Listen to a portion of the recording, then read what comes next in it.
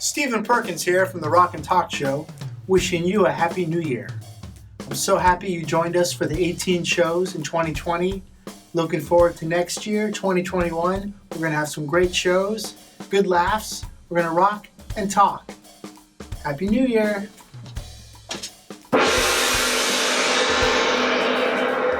Hi, Sheila here from the Rock and Talk Show. Merry Christmas and Happy New Year. Tonight we have a special show for you.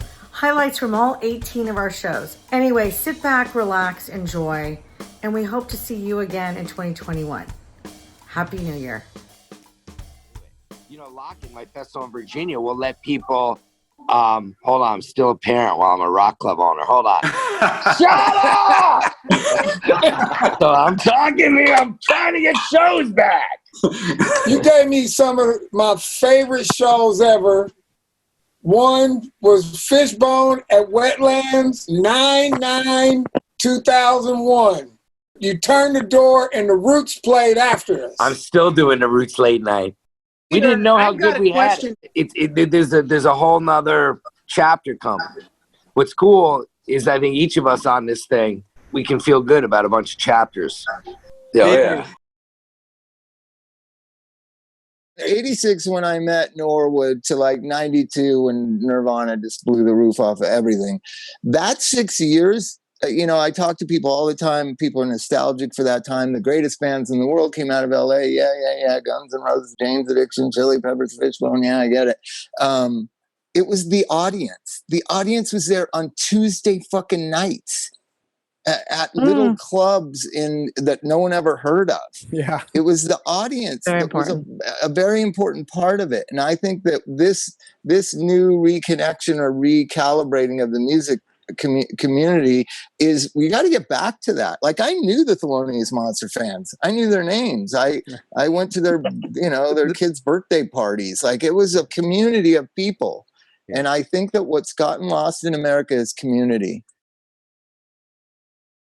What better way to hone your craft as a writer than, I think, crawling inside compositions that other people who have been writing for longer than, we've been alive. Paul Simon or any of the cats in Fleetwood Mac and Black Sabbath. And I can't explain why, but in terms of like the all-time for me, it's got to be Ozzy. I think he is like the greatest singer that we have ever known. I banged my head against the wall a few times, but that is really interesting, sort of favorite singer of all time. And what's funny about that is it's like it's so different style than you guys, right? Yeah. It's like that's not your. And I think that I could very easily be shot down for this opinion, and so by all means, fair game. I maintain that Ozzy Osbourne is like a bluegrass singer because it's funny, after we got involved in classical music, we went far left turn as like 12 and 13-year-olds and became hardcore bluegrassers. I mean, straight bluegrass. No drums, no electrified instruments. So for 5 or 6 years, that's how we really honed our instrumental chops, was playing bluegrass. And that high lonesome sound, no vibrato. Ralph Stanley. That's exactly, Dr. Ralph Stanley. Like, come on, Ozzy. Like, if he could just sing some like traditional bluegrass. I started playing on the street since I was like 12 and on Santa Monica 3rd Street.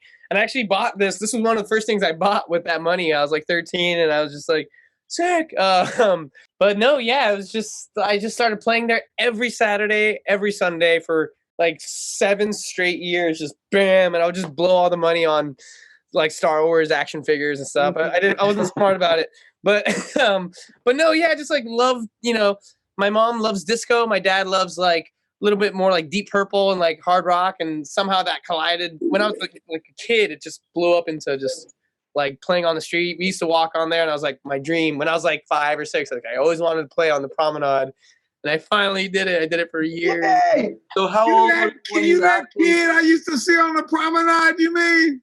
Yeah, I played. Saw you 1,000 times. Wow. Yeah, I was there every weekend. Every Friday, Saturday, and Sunday for just 10 years straight, like never missing a day. And I just had long hair. I was chubby. But how old were you, Derek, when you first picked up the guitar? Wait, hold on. On that note, I got to show you. These are like all of my Santa Monica noise complaint tickets. I have like...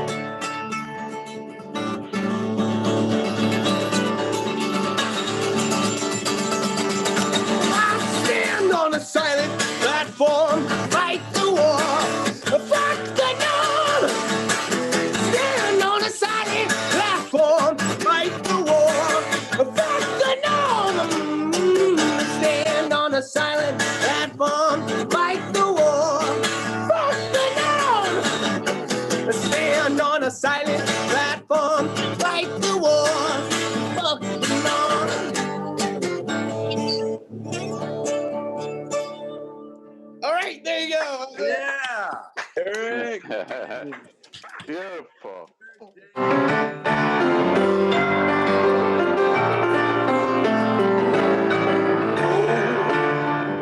we moving too slow? Have you seen us? Let's shine in these roads new.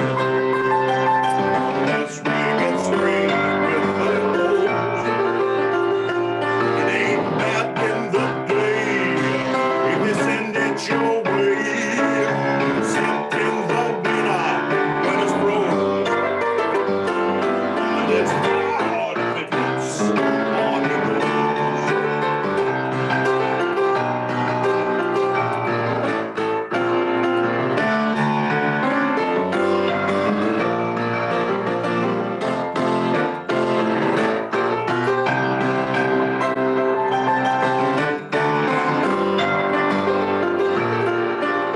Just keep your nose to the grindstone, they say. You're that redeem us. I can't wait till my floor's full grown. I just throw away my do-rag and home and take a ride to Beverly Hills just before dawn and knock the little jockeys on the rich people's lawn. And before they get up, I'll be gone. Before they get up, I'll be knocking the jockeys off the lawn.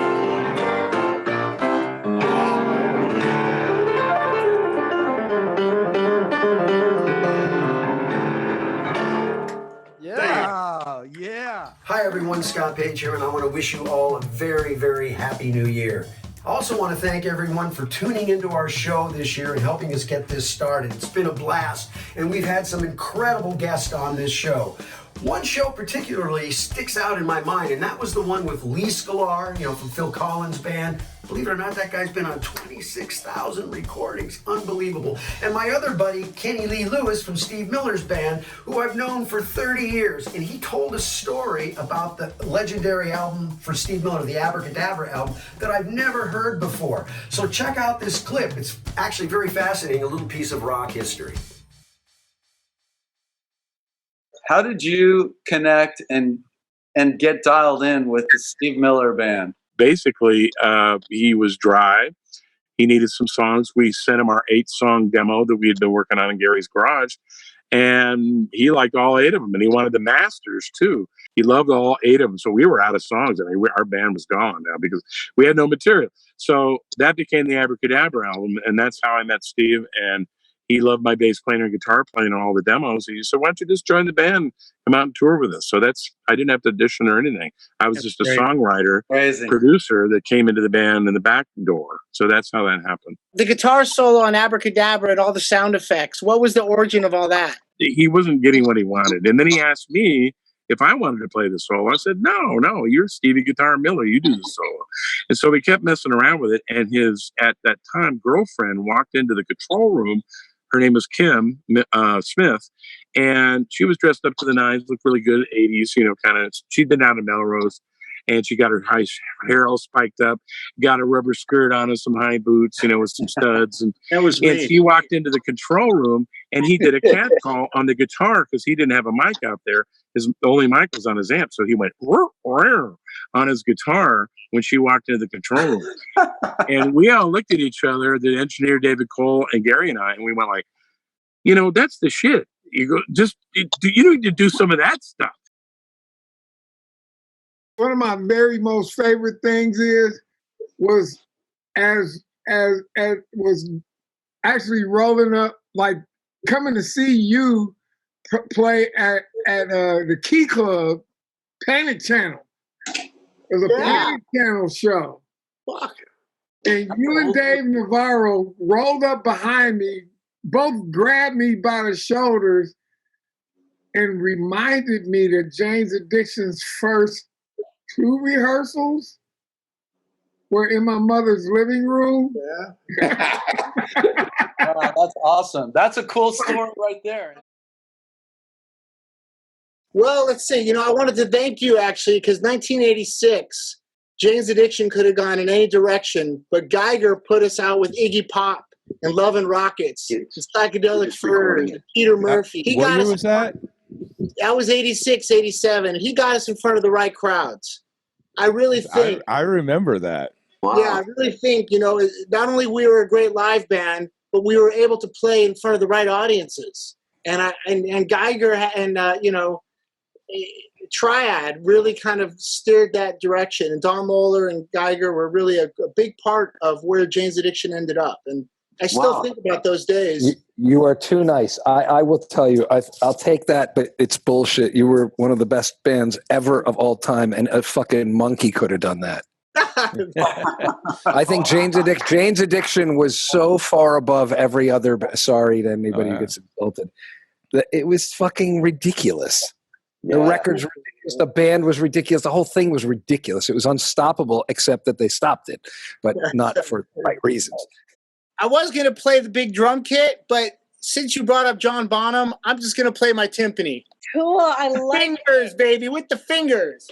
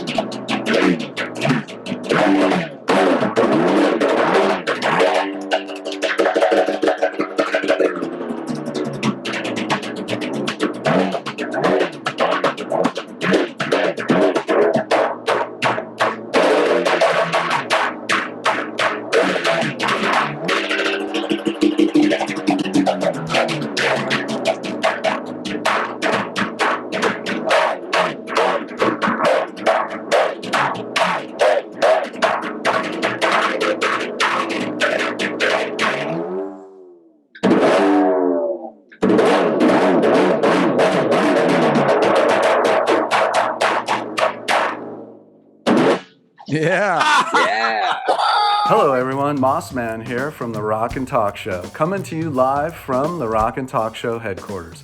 I just want to take a moment to wish everybody a very happy, healthy new year. 2020's been a doozy on so many levels for all of us, and I'm happy to say goodbye to 2020 and hello to 2021.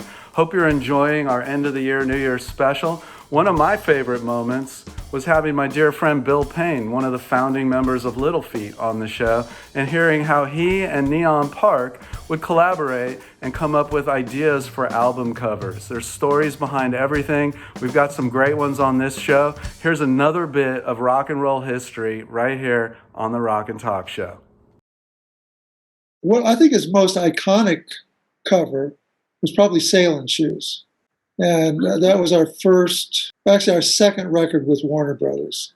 But every time I'd get together with Neon, we would talk about, well, what are we doing this time? What's the story behind this?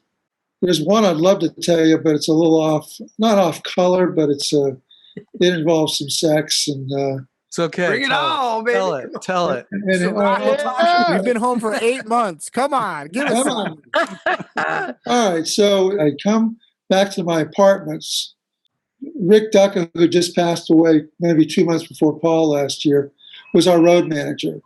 I go up, my apartment doors are all open. I hear this giggling in the background, in the back room, and I walk back there, and it's this girl, Linda, that I knew from Santa Maria.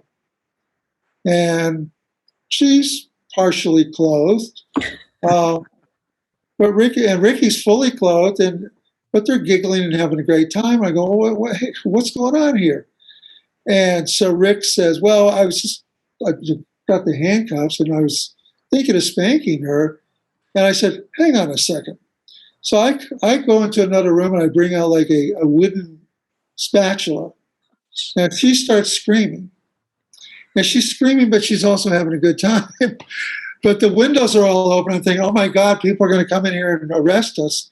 So I went into the other room again, and this time I brought, which I don't know how to play, but I brought out an accordion and I started playing this thing to drown her out. And so the next time you look at the Dixie Chicken album cover, The bracelets that are around that gal's arms, those were the handcuffs. The accordion is wrapped around her. And the original title for that record was not Dixie Chicken, it was Handcuffs and Accordions. Wow. Oh, That's what Nina drew.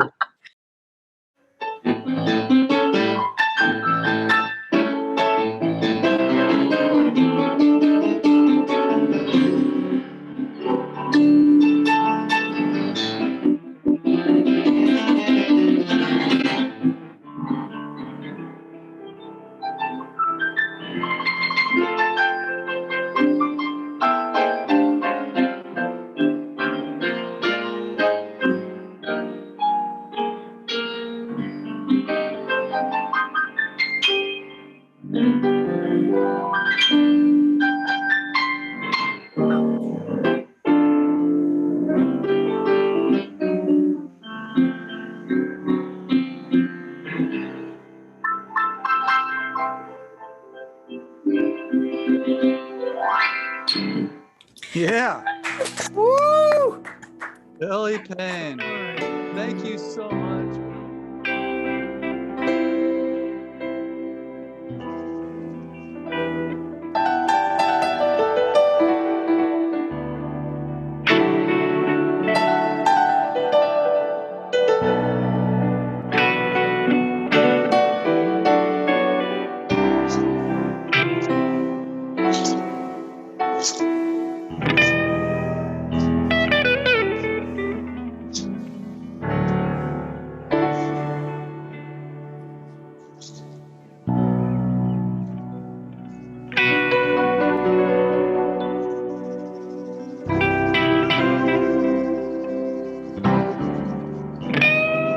Okay, so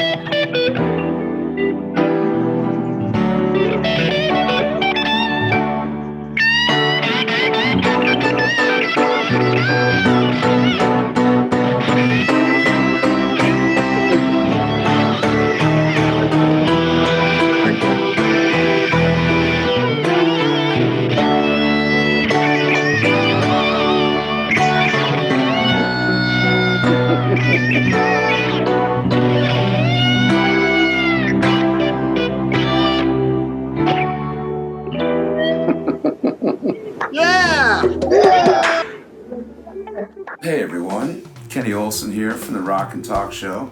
Wishing you a happy new year. I know this last year was a doozy for all of us, but we're all gonna go out there and do our thing in 2021. So enjoy all the highlights on tonight's show. A lot of great special guests and all kinds of great conversations and music. So enjoy, and we'll see you out there in 2021.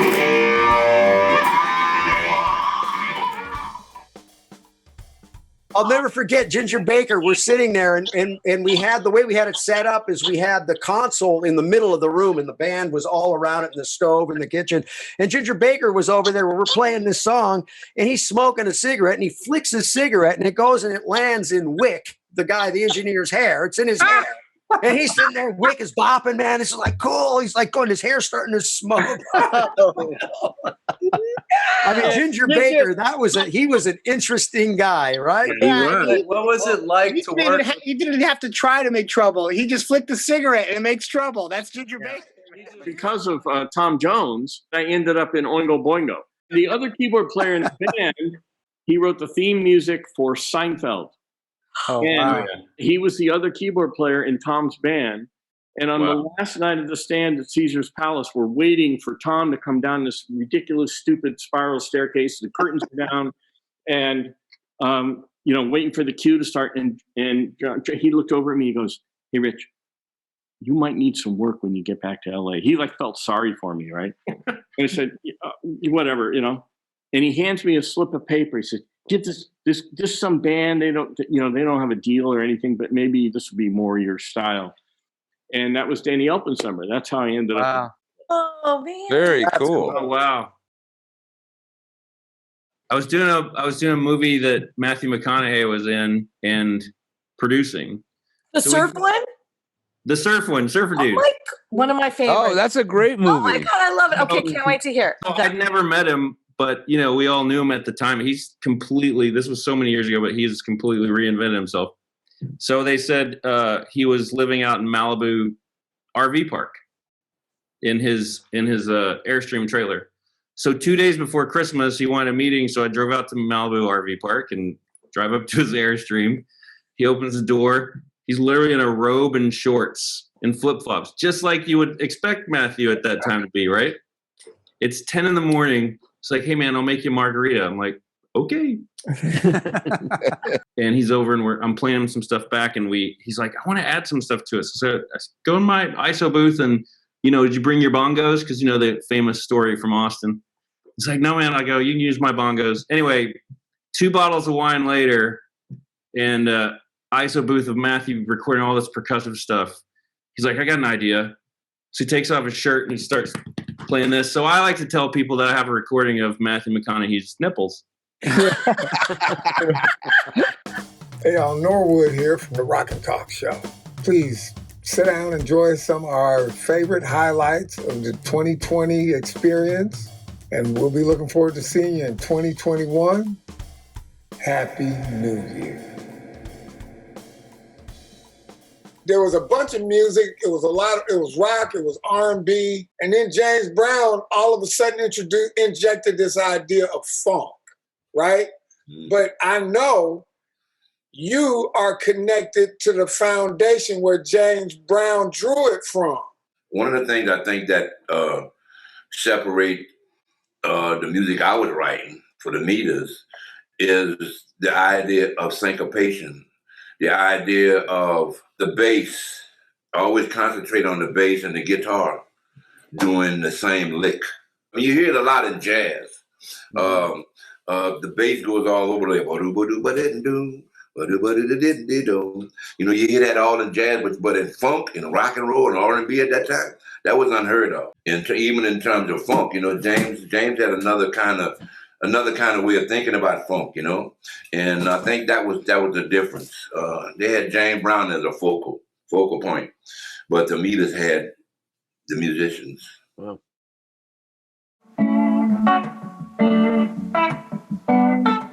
So basically, I came up playing blues, and I'm still coming up, by the way, playing blues. Like, that's my foundation.